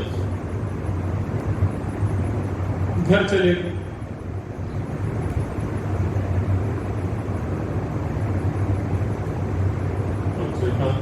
पंडित टेकचंद नाम, घर चले गए। जलालुद्दीन आए, वहां कथा की बात थी नहीं। ढूंढते ढूंढते घर पहुंचे, आवाज लगा, द्वार खोला। घबराए पंडित जी, जिसके कारण से कथा छूटी यहां आया, ये फिर यहां पहुंच गया। अब पंडित जी देखो, 4 दिन की कथा तो पूरी करनी ही पड़ेगी, मेरे से अब नहीं रहा जा रहा। पूरी कथा तो पूरी करनी ही हो, भले अंदर बैठकर सुनाओ, बाहर बैठकर सुनाओ, नहीं तो मैं ये द्वार पर बैठा हूं भूखा।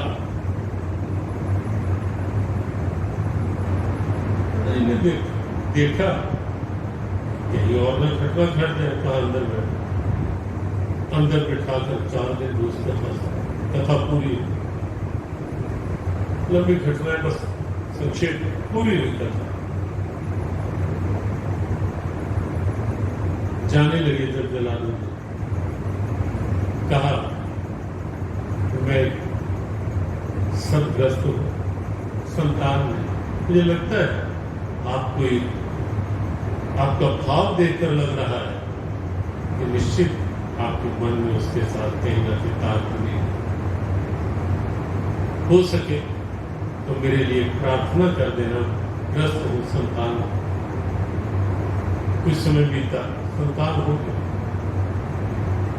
ढूंढते ढूंढते वे गए, कहां मिले? अयोध्या। पता चला सरयू किनारे जलालुद्दीन, सरयू किनारे। ऐसे ऐसे हुए हैं नाम, दस्तान, रहीम, ऐसे कई नाम हुए जो हमारे ठाकुर के दीवाने। गए, ढूंढ लिया, और कहा आपके आशीर्वाद से, आपकी प्रेरणा से, आपकी प्रार्थना से मुझे इस संतान की प्राप्ति हुई। मैंने सोचा एक बार कृतज्ञता प्रकट करा। भूया कथ्या रखती रही क्षणों को नास्ती में कृतज्ञता प्रकट कर जाने लगे। जब तब पंडित जी ने कहा कि कथा सुनी है, अच्छा लगा है, दक्षिणा नहीं देकर जाओगे। और दक्षिणा में ये प्रार्थना संतान। और अब जब पंडित जी वापिस आने लगे तो जलालुद्दीन ने कहा पंडित जी यदि मानते हो कि मेरी प्रार्थना से ये हुआ है तो क्या दक्षिणा नहीं देकर जाओगे? आज्ञा कर जो भी, और कुछ नहीं, बस दक्षिणा में इतना है कि जब तक मेरा शरीर है एक बार वर्ष में यहां मुझे कथा जरूर सुना जाएगा। तो इतनी ही दक्षिणा और एक बार जलालुद्दीन ने कहा पढ़े लगता है कि जब आप अगली बार आओगे शायद शरीर से ना मिलो, यहीं कहीं मेरी खबर होगी, लेकिन एक वचन देकर जाओ, एक बार कम से कम मेरी कब्र के पास बैठकर भी आप कथा जरूर सुना के जाओ। और मेरा विश्वास है कि कथा तो वहां भी सुन लूंगा, फिर मेरे रोम रोम पे बन गए। जब सत्संग, जब कथा भाव से श्रवण की जाती है और उसका तत्व जब रमता है तो लगता है ये प्यास बढ़ती है और मन करता है और मन करता है। प्रत्येक आध्यात्मिक क्रिया में ये स्थिति है। आप इस भाव से करें, कोई औपचारिकता न बनने दें आध्यात्मिक क्रियाओं को। और जो बात कही गई कि श्रीमद् भगवद गीता, क्योंकि एक तात्विक प्रेरणा का शास्त्र है और तात्विक हर बात को बिल्कुल एक तत्व तक ले जाने की बात है गीता में। और बार बार गीता में के कृष्ण कहते हैं एवं जो वेदी तत्वतः, जो ये तत्व से जान लेता है पार। और तत्व से जानना अर्थात अंदर का भाव बनाकर प्रत्येक क्रिया को संपादित करें, सत्संग सुनें और ये शब्द याद रखें कि समय की सार्थकता हमें चाहिए या जीवन की सार्थकता। जीवन की सार्थकता चाहिए तो भाव बनाए रखें। दो पंक्तियां जो बार बार कहा जा रहा है कि गीता जी को जीवन में जोड़े, पाठ में जोड़े, सब अपने मूल के साथ जुड़े, आपके साथ जुड़े, क्योंकि गीता हमारी ग्रंथ परंपरा का एक गौरव ग्रंथ है। और इसीलिए हम सबको भगवद गीता का भाव जीवन में, घर में, परिवार में, व्यवहार में बने, उसके लिए प्रेरणा मन को और उसके माध्यम से रे मन कर ले गीता पाठ, यही तेरे काम आएगा। गीता पाठ यही तेरे काम आएगा। रे मन कर ले गीता पाठ, यही तेरे काम आएगा। रे मन कर ले गीता पाठ, यही तेरे काम आएगा। जीवन काल में देगा शांति, आगे साथ निभाएगा। जीवन काल में देगा शांति, आगे साथ निभाएगा। जीवन काल में देगा शांति, आगे साथ निभाएगा। जीवन काल में देगा शांति, आगे साथ निभाएगा।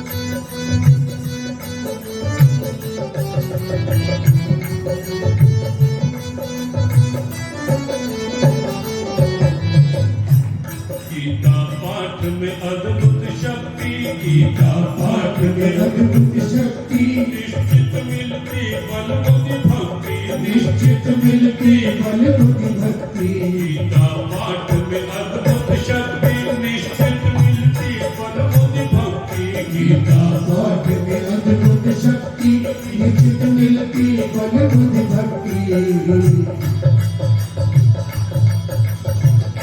छूट जाए झूठी जग आसक्ति, भक्ति का रंग चढ़ जाएगा। छूट जाए झूठी जग आसक्ति, मस्ती का रंग चढ़ जाएगा। छूट जाए झूठी जग आसक्ति, मस्ती का रंग चढ़ जाएगा। छूट जाए झूठी जग आसक्ति, मस्ती का रंग चढ़ जाएगा। हरे मन कर ले गीता पाठ, यही तेरे काम आएगा। ये मन कर ले गीता पाठ, यही तेरे काम आएगा। गौ सेवा और गीता पाठ, गौ सेवा और गीता पाठ, नित्य नियम से मंत्र जाप, नित्य नियम से मंत्र जाप। गौ सेवा और गीता पाठ, नित्य नियम से मंत्र जाप। गौ सेवा और गीता पाठ, नित्य नियम से मंत्र जाप। मिटेंगे पाप ताप संताप, नियम जब ऐसा निभाएगा। मिटेंगे पाप ताप संताप, नियम जब ऐसा निभाएगा। मिटेंगे पाप ताप संताप, नियम जब ऐसा निभाएगा। मिटेंगे पाप ताप संताप, नियम जब ऐसा निभाएगा। हरे मन कर ले गीता पाठ, यही तेरे काम आएगा। हरे मन कर ले गीता पाठ, यही तेरे काम आएगा।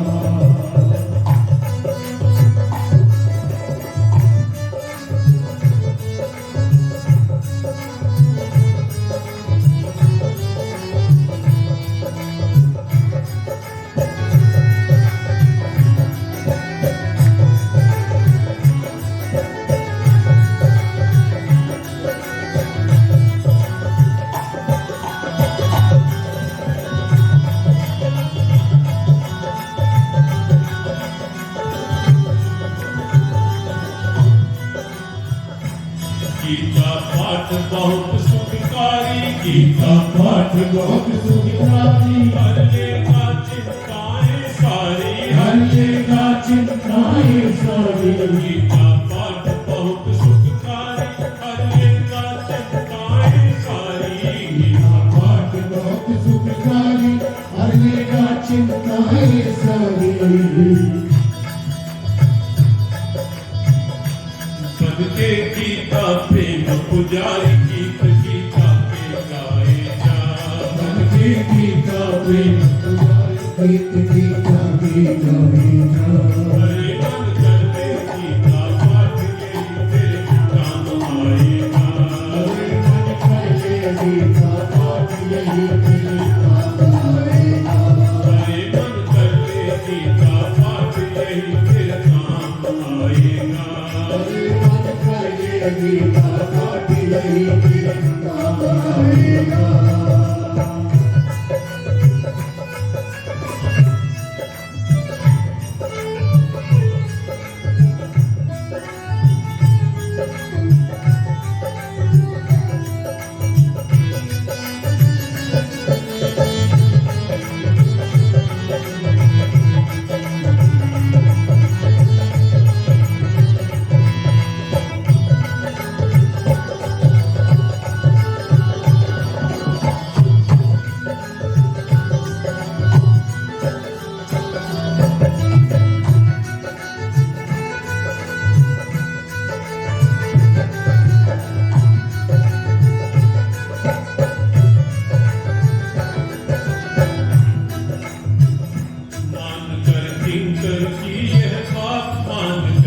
कर की ये बात योगी का भावों के साथ योगी का भावों के साथ मान कर कीर्तन की ये बात योगी का भावों के साथ मान कर की ये बात योगी का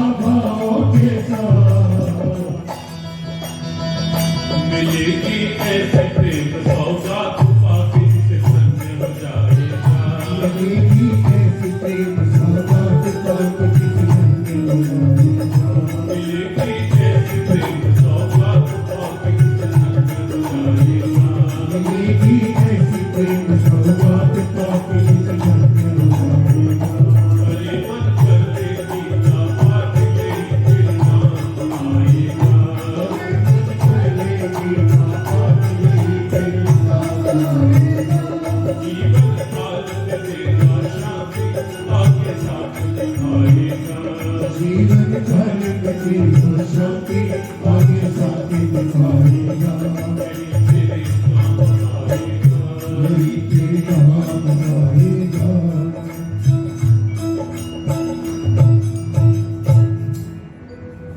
समय हो रहा है, बस संक्षिप्त में, यद्यपि अमृत की बात भगवद गीता में और भी कई जगह है, फिर अवसर मिलेगा।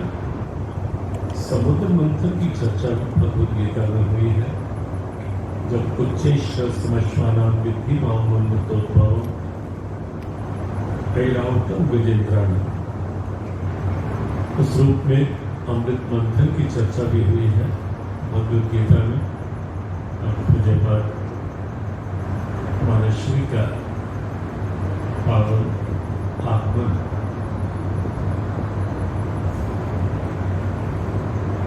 हम सबको निश्चित निस्संदेह आह्लादित कर रहा है।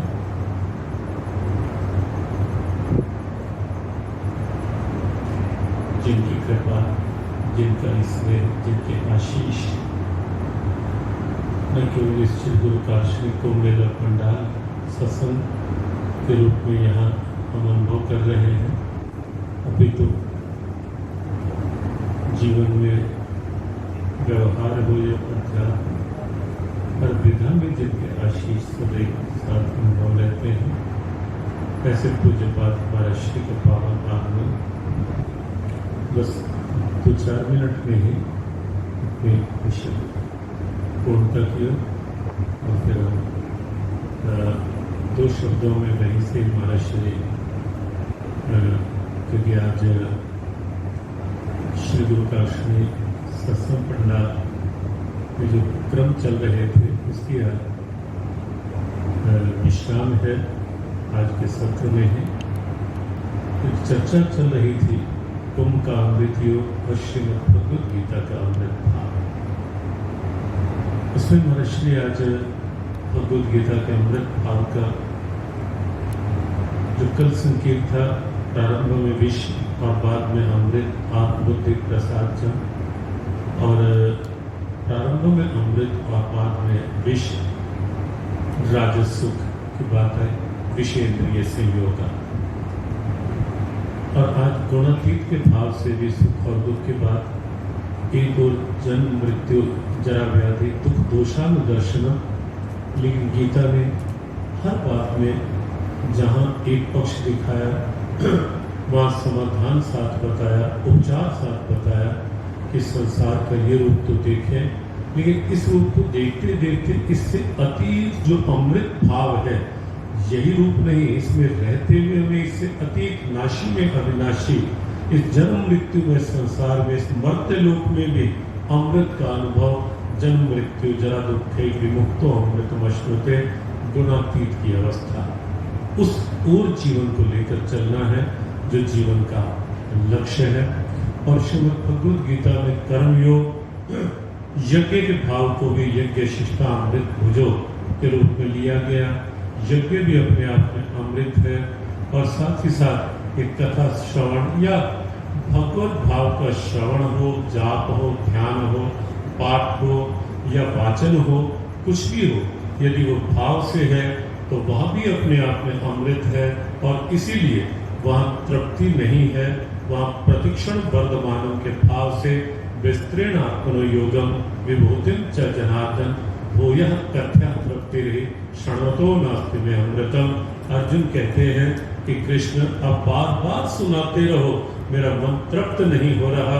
और जहाँ क्योंकि भगवत भाव है वहाँ उनका नाम हो, उनकी चर्चा हो या उनका अंतर भाव में ध्यान हो, जाप हो, तृप्ति है ही नहीं, होनी भी नहीं चाहिए। राम कथा ये सुनत अघाही, रस विशेष जानत नाही, ये रस का भाव, ये अतृप्ति तो और करने की जिज्ञासु में और साधक में बनी रहेगी, तो ही आगे ये सब चलता रहेगा।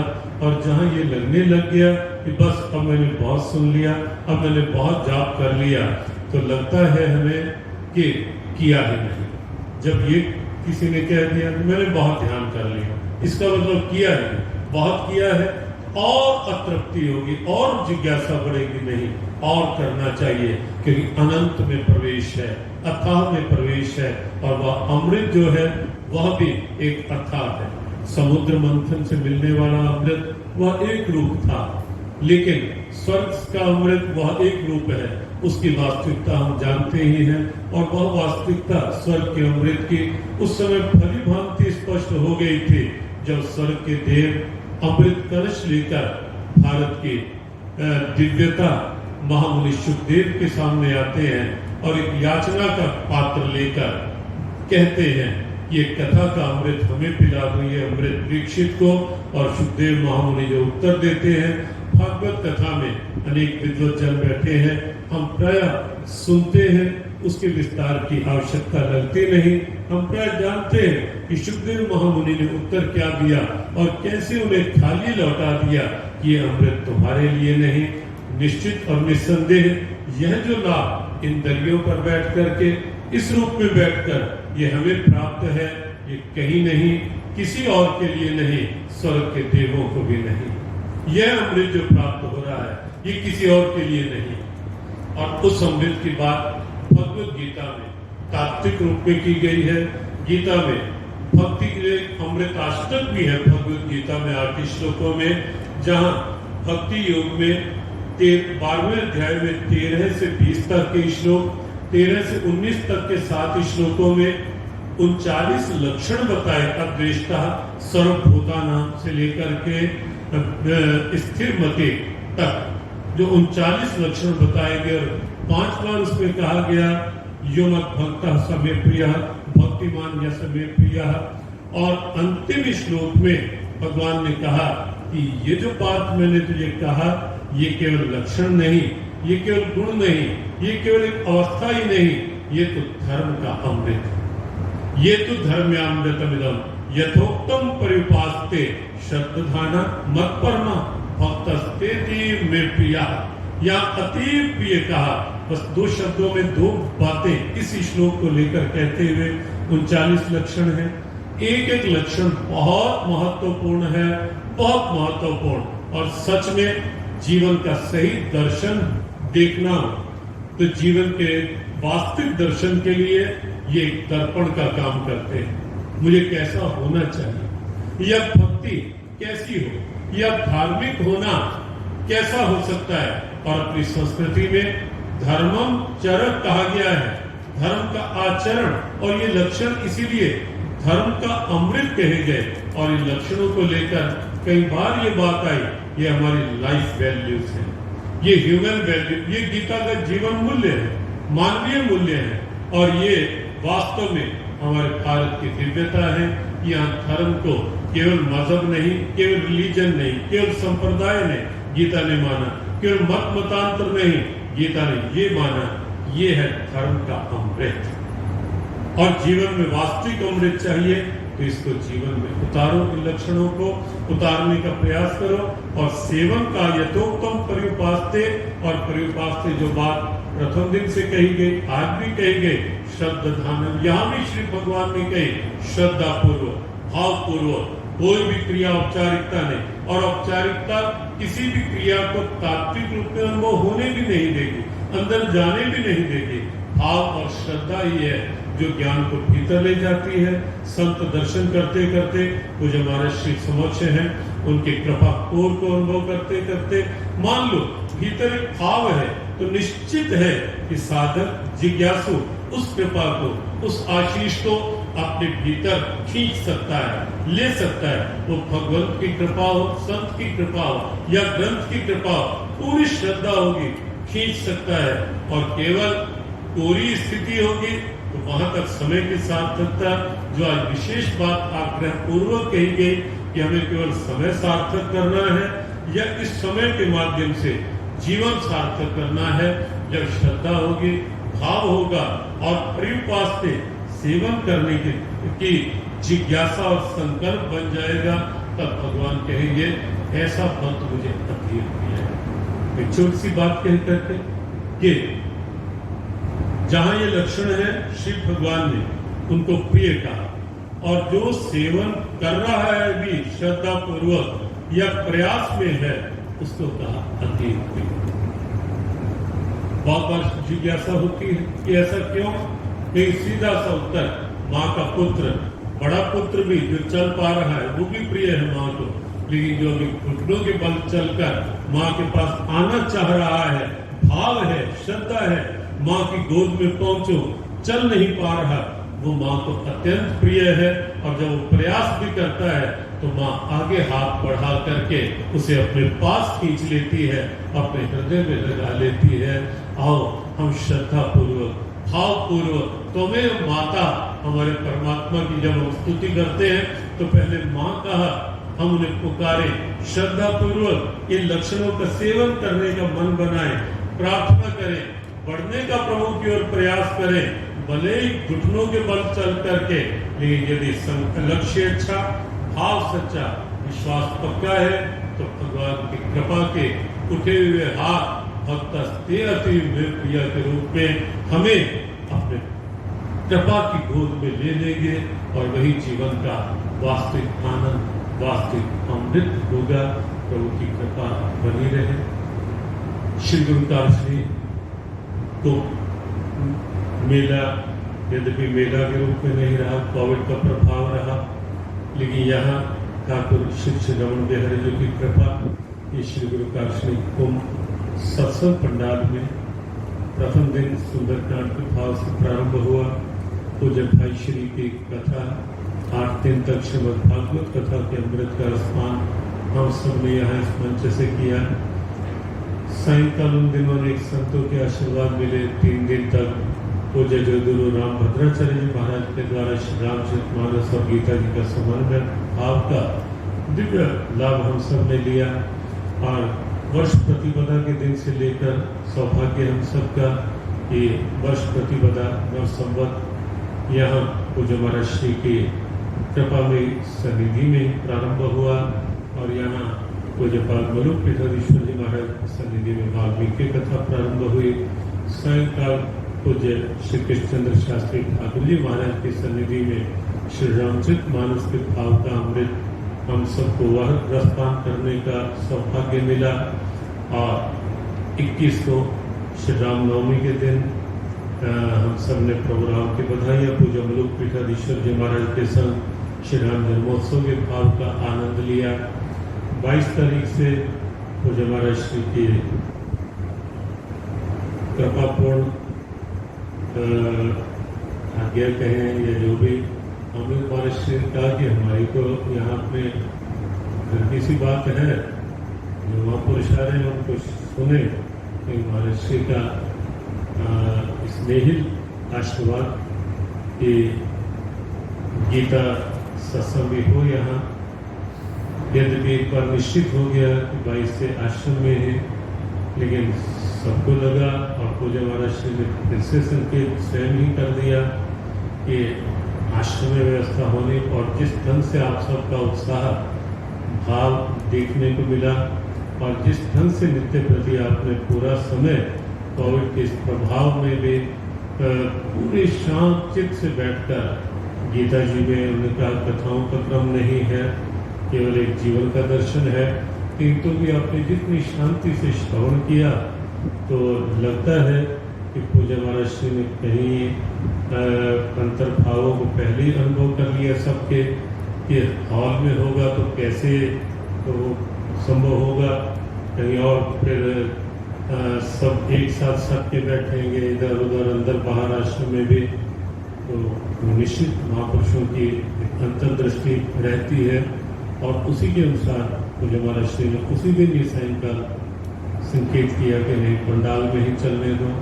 तो यहाँ सत्संग पंडाल में 5 दिन तक श्रीमद् भगवद गीता के अमृत भाव का जहाँ जहाँ कुछ भाव था उसको कुछ चर्चा में लाने का श्री कृष्ण कृपा से, पूज्य गुरुदेव के आशीर्वाद से और पूज्य काशी महाराज श्री के सतत अनुभव होते स्नेह आशीषों से वाणी पर लाने का प्रयास किया गया।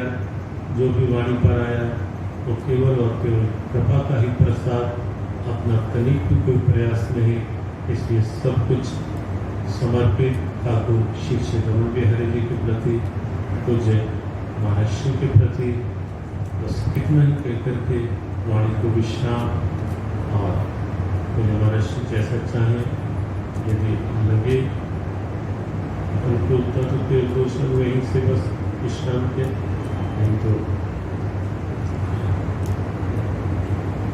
और तब तक हम संकेत कर दें कि कल यहाँ सुंदरकांड का पाठ रहेगा। कल श्री हनुमान जी का जयंती पर्व दिवस है और चैत्र पूर्णिमा है और संयोग से मंगलवार है, तो कल प्रातः कल 8 से 10 तक हम सुंदर महर्षि के आशीर्वाद के पश्चात कुछ कल प्रातः कल 8 बजे से 10 बजे तक हम यहाँ श्री सुंदरकांड का पाठ करके, और वो पाठ श्री हनुमान जी महाराज क्योंकि मुख्य श्रोता के रूप में भी है और उनकी कृपा और उनको कल श्री सुंदरकांड का पाठ उन्हीं के श्री चरणों में समर्पित करके श्री गुरु काश में ये सत्संग पंडाल के कार्यक्रमों को विश्राम कल विधिवत दिया जाए। पूज्य महर्षि कुछ शब्दों में